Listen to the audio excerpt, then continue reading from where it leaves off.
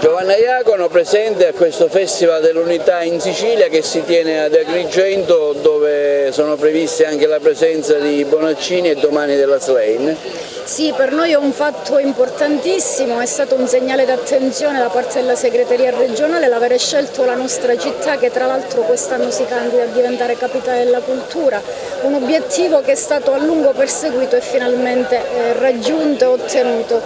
Abbiamo aperto ieri con un omaggio appunto ad Agrigento capitale della cultura, dicendo che per noi deve diventare un'opportunità, e noi ci siamo stati e ci saremo. 4 giorni intensi di dibattiti, di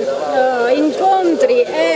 per discutere delle problematiche che attanagliano la Sicilia e la nostra provincia, che è quella più al sud, è quella che storicamente soffre di più l'isolamento sia infrastrutturale che sociale purtroppo, ma momenti per mettere in campo e a frutto idee, confronti e le nostre energie per dare una nuova visione alla provincia, ma soprattutto alla nostra terra di Sicilia. Segretario Barbagallo, ad Agrigento oggi il Festival dell'Unità regionale, come avete scelto Agrigento?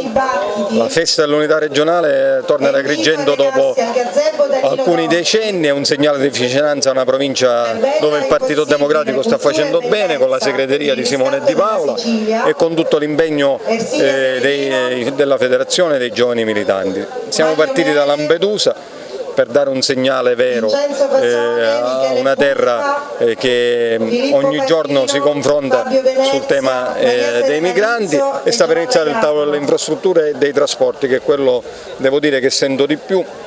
non solo per il mio ruolo in Commissione Trasporto in qualità di capogruppo, ma anche perché i trasporti in questa provincia come nelle altre parti della Sicilia sono veramente un disastro, con una grave responsabilità del governo regionale. Dopo quasi 20 anni torna ad Agrigento la Festa dell'Unità, un'occasione, un evento particolare perché si tratta di un'iniziativa di carattere regionale. Saranno 3 giorni di confronto, di approfondimento, un vero e proprio precongresso in vista dell'assise che ci sarà il prossimo anno, in cui si stanno discutendo i temi fondamentali della politica del partito, dalle questioni che riguardano l'immigrazione, i cambiamenti climatici, l'energia, la sanità, la scuola, i beni pubblici, i beni culturali, e anche di Agrigento capitale della cultura 2025. Ci stiamo confrontando su questi temi, stiamo definendo la piattaforma programmatica del partito, abbiamo discusso anche di questioni che riguardano Agrigento e domani chiudiamo in bellezza con il Lischwein. Partecipa la CGIL anche a questo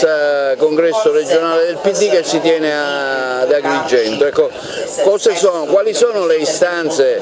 che il maggiore sindacato siciliano fa al PD? Ma innanzitutto stasera noi partecipiamo a una discussione sul sistema sanitario. Purtroppo in Sicilia vi è un sistema sanitario che non garantisce il diritto alla salute, le liste d'attesa sempre più lunghe, una rete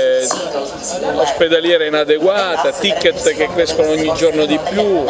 e quindi c'è bisogno di una svolta profonda rispetto al nostro sistema sanitario, e oggi parleremo di questo. Poi è chiaro che confrontandosi con un partito politico che per tanti anni è stato forza di governo, che in questo momento è all'opposizione, vorremmo parlare anche di lavoro, di sviluppo, di come cambiare questa terra a partire da un'azione comune sul contrasto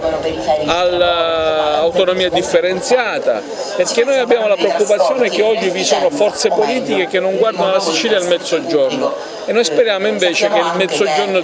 torni ad essere centrale nell'iniziativa politica di questo nostro Paese.